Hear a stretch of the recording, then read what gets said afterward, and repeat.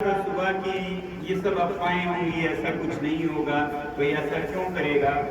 फिर खैरख्वाहों का बहुत वो रहा है हमारे इस मुहिम में। फिर दोबारा से मुझे फोन आते हैं खैरख्वाहों के, वेलविशर्स के, सोनमर्ग से आते हुए कि मीना मार्ग में लेके गाड़ियों को रोक कर पूछा जा रहा है कि सोनम वांगचुक तो नहीं है इस गाड़ी में। तो अब शक खत्म हो गया, शक का वो गुंजाइश नहीं रहा कि इस तरह गाड़ियों को रोक रोक के ढूंढ रहे हैं तो जरूर कुछ वो मसाला तैयार कर रहे हैं। मगर मुझे लगता है वो भी खैरख्वाह ही थे जिन्होंने पूछा, जो पुलिस के हमारे अफसर होंगे सोनम वांगचुक है। वो खामोशी से शक्ल भी तो देख सकते थे, तो मुझे नहीं पता चलता, मगर जिस तरह से उन्होंने सोनम वांगचुक का नाम लेके पूछा तो खैरख्वाहों ने फोन पे फोन किया कि आपको तो बिल्कुल तलाश रहे हैं। तो फिर हम सोनमर्ग में रोके तो नहीं गए, रुके और मजबूरन हमें फिर, जो कि हम नहीं करना चाहते थे, लद्दाख में और लद्दाख से बाहर भी लोगों को आगाह करना पड़ा कि ये जो अफवाहें हमारे गिरफ्तारी के थे वो शायद सच है। तो इससे ये बात और बड़ी हो गई और इसका एक हिस्सा, दूसरा हिस्सा ये है कि जो कल यहाँ इजलास होगा, लोग आएंगे, उसका पूरे देश को खबर होगी, वरना ये सिर्फ मुकामी रह जाता। क्योंकि उन्होंने ऐसा किया तो मुझे पूरे देश को बताना पड़ा कि इस तरह के तरीके किए जा रहे हैं और शायद हम हिरासत में होंगे तो बहुत खुशी से होंगे और हम अपना हड़ताल, भूख हड़ताल वहीं से शुरू करेंगे, पहले ही दिन से। और ये 1, 2, 3 दिन का नहीं, ये बिल्कुल तवील होगा जब तक कि लद्दाख की मांगे पूरी ना हो। तो ये हमारा मंसूबा था जेल से शुरू करने का, मगर ऐसा हो न सका। एक तरफ खुशी है कि आप लोगों के साथ हैं, एक तरफ शायद लद्दाख के मुद्दे को और बड़ा स्टूल मिलता, ताकत मिलती अगर ऐसा कर भी देते। तो जो भी है अच्छा ही होता है, मेरी उम्मीद है। मैं सोचता हूँ ये एक हमारे ये जो तमाशा जो नहीं करनी चाहिए, किसी मुफाद में नहीं था, शायद हमारे तो मुफाद में था मगर हुकूमत के बिल्कुल नहीं था। ये हमारे जो नए लेफ्टिनेंट गवर्नर साहब हैं उनके नएपन का एक नया हथकंडा है कि वो लद्दाख के लोगों को डरा कर, दबा कर कैसे राज करें।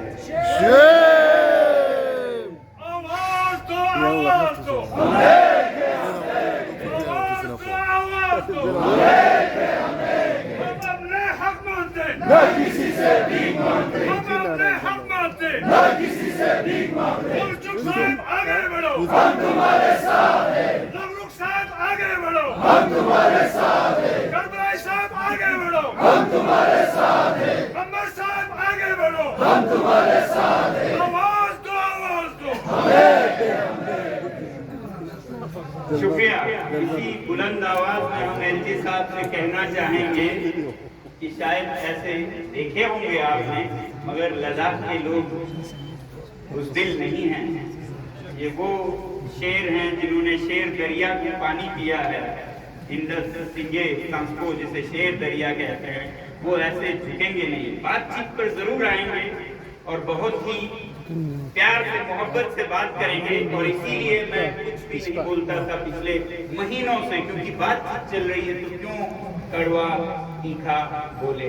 मगर आपने मजबूर किया आज ऐसी आवाज उठाने के लिए, तो आप ये सोच लीजिएगा और सुन लीजिएगा, जो आदमी खारदुंगला पर -40 में मरने के लिए तैयार था, वो आपके जेल से नहीं डरता है। ये तो हमारी ख्वाहिश पूरी होगी कि जिंदगी हमने दी कौम के लिए, हिंदुस्तान के लिए, अब आखिरी मौत भी हम इसी के नाम करेंगे। ये आप हमें एक सुनहरा मौका दे रहे हैं। और ताज्जुब और हंसी की बात यह है कि जो इस कौम को, इस मुल्क को बनाने में लगा पूरी जिंदगी, 40 सालों से, पहले तालीम से, फिर माहौलियात से, जमहूरियत के सतह पर, उसको आप जेल डालना चाहते हैं। और जो खाते पीते डाकू हैं, खुलेआम घूम रहे हैं, आपके कुर्सियों पर बैठे हैं, आप चाहेंगे तो हम नाम बताएंगे आपके ब्यूरोक्रेट्स का, किन्होंने कितना खाया है यूटी में, लद्दाख के लोगों के पास तमाम ऐसे डाटा है। उनको आप जेल नहीं भेजेंगे, जेल भेजेंगे जिसने कुछ लिया नहीं बल्कि दिया है और दिया है। ये अच्छा अंधेर नगरी चौपट राज शायद इसी को कहते हैं। चौपट राज आप कर सकते हैं, मगर लद्दाख अंधेर नगरी नहीं है। यहाँ के लोग बखूबी समझते हैं सही क्या है, गलत क्या है, और कहाँ डरना है खुदा से और कहाँ नहीं डरना है आपके जैसे हुकूमतों से। तो मेरी उम्मीद है कि ये एक और हमारी आवाज की बुलंदी का वजह बनेगी, और जो इख्तिलाफात बोने की कोशिश कर रहे हैं हर सतह पर, लेह और कारगिल में तो हम देखते आए हैं, लेह में डराया जाता है कारगिल वालों से, कारगिल को डराया जाता है लेह वालों से, लेह के अंदर एक लीडर का दूसरे लीडर से कूच कराने में लगे हुए हैं। पूरा निजाम एक क्या कहेंगे, हिंदी फिल्म के विलन गुंडागर्दी की तरह चला रहे हैं, और वो सोचते हैं इससे तरक्की होगी। तो ये बहुत नासमझी है। हम हमेशा से हिंदुस्तान के लिए जीते आए हैं, और कितने ही लोग मरते ही आए हैं इस लद्दाख से, लेह से और कारगिल से, हर जंग में हिस्सा लिया है। तो इस रिवायत को आप खराब ना करें।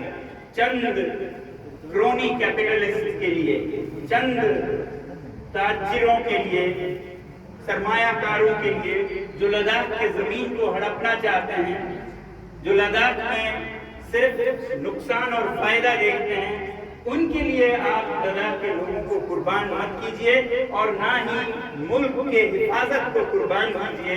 आप अपने मुल्क के बिना वर्दी के जो सिपाही हैं उन पर जुल्म कर रहे हैं, कुछ ऐसे बेईमानों का मदद करने के लिए जो ये यहाँ की जमीन को, हवा को, पानी को बर्बाद करने के लिए मंसूबे बना रहे हैं।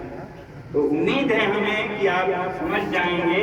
हम तैयार हैं, जब भी आप बुलाएं अपने जेल में। ये हमारे लिए सबसे बड़ी इज्जत होगी कि हम एक मिसाल कायम करते हुए अपना जान दे सकें कि जहाँ एक तरफ इस मुल्क में चोर उचक्के बदमाश कुर्सियों पर बैठे हैं, वहाँ ऐसे लोग भी हैं जो सच्चाई के लिए आखिरी सांस तक भूखे रहने को तैयार हैं।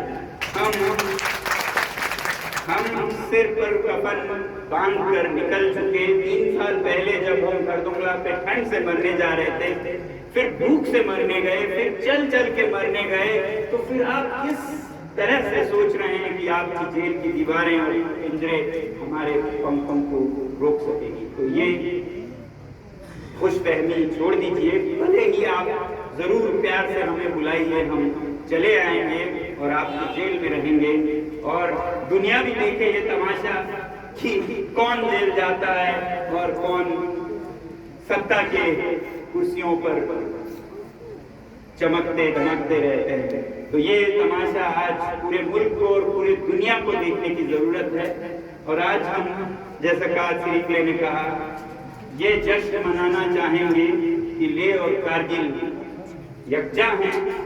ये तारीखी मौका है कि हम सब मिलकर आवाज देंगे। जब जुल्म हो, जब ऐसे सितम हो, जब ऐसे फरेब हो, तो हमें मिलकर रहना होगा।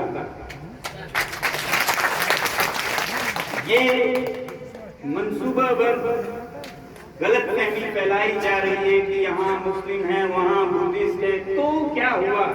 ये मजहब तो हमारे खुदा से या ऊपर वाले से एक रिश्ता है, जाती है। तरक्याती कामों में हमें मजहब को आगे लाने की जरूरत नहीं है। हम एक जिस पे हैं वो आगे लाए। यहाँ हिंदुस्तान में खासकर बदकिस्मती से मजहब को बीच में ला के लोगों को बांटा जाता है, और फिर ना तरक्की होती है, ना हुकूमत ठीक से चलता है। अगर मजहब की वजह से मुल्क आगे नहीं बढ़ पाते तो आप देखिए सिंगापुर पिछले 50 सालों में